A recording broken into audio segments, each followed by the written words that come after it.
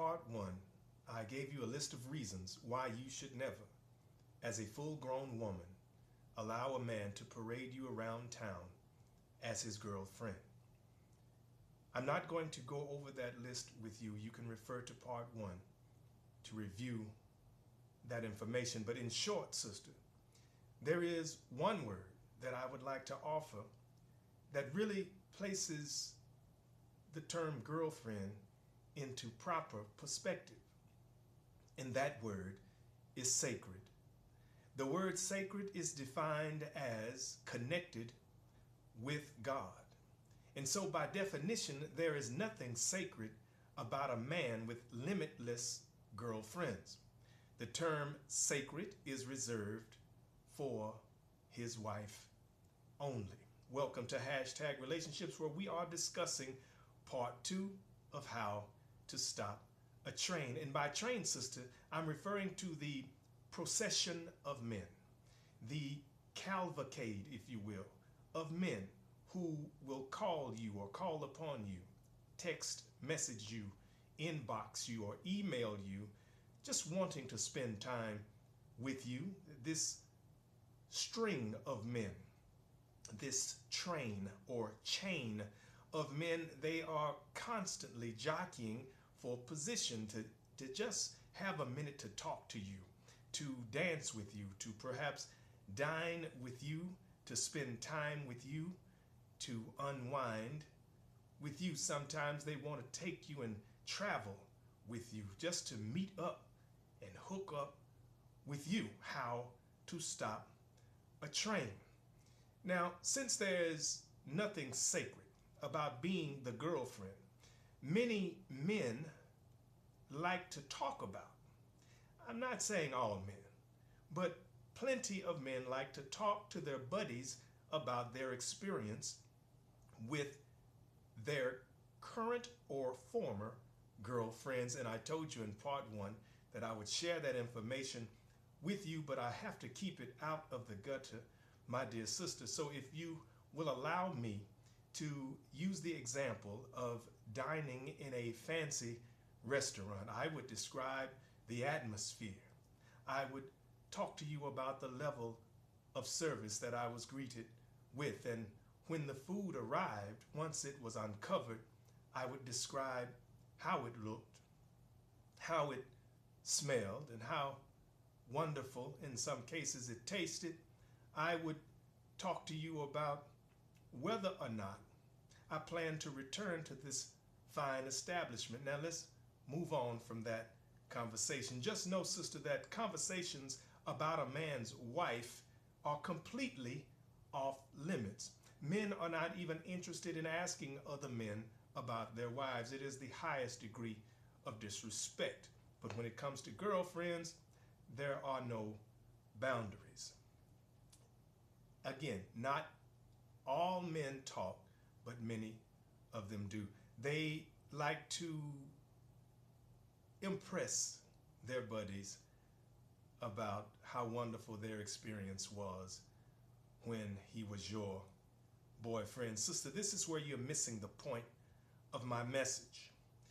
I have a 3-letter word that men respond to more rapidly than the 4-letter word love, this word that you hang your heart and your hat upon so often when you're in a relationship or when you think you're in a relationship. I have a 3-letter word that is more compelling to a man than the 4-letter word love, and that word is why. Why did he marry her and not her or her? But when it comes to sex, sister, it's just the exact opposite. A man does not need a reason why he wants to have sex with you. He actually has to come up with a pretty good reason why he would not have sex with you. But as for marriage, marriage has to make sense to a man. You see, a man cannot fully commit to anything that does not make complete sense to him. So it doesn't matter who's the prettiest or the finest, my dear sister. Now, I'll give you one word starting out that I want you to closely observe the next time you meet a man. That one word is his discipline. No right thinking, God-fearing man seeks after an undisciplined woman because that doesn't make sense to him. And sister, you need to stay away from undisciplined men, and you don't need to be wasting time up all night crying over a man who is undisciplined. An undisciplined man can't be faithful. See, discipline is a lot like being faithful. If you're disciplined sometimes, that means you're undisciplined. If you're faithful sometimes, that means you're unfaithful. And so I say, to stop a train, you have to use your sexual organ wisely, my dear sister. And I'm not talking about that little private area down there. Those, by the way, are your reproductive organs. Your sex organ happens to be your brain, my dear wonderful sister. Yes, his urge for sex is generated in his brain. And the urge for sex for a man is an automatic. It's built in. It's an automatic bodily recurrence. It doesn't stop. It's on 24/7, 365, and it has nothing to do with how wonderful and attractive and sexy you are, my dear sister. It happens on its own. It happens all by itself. It is a built-in mechanism, and since there is no off switch to this mechanism, he has to put you in the rotation at some point.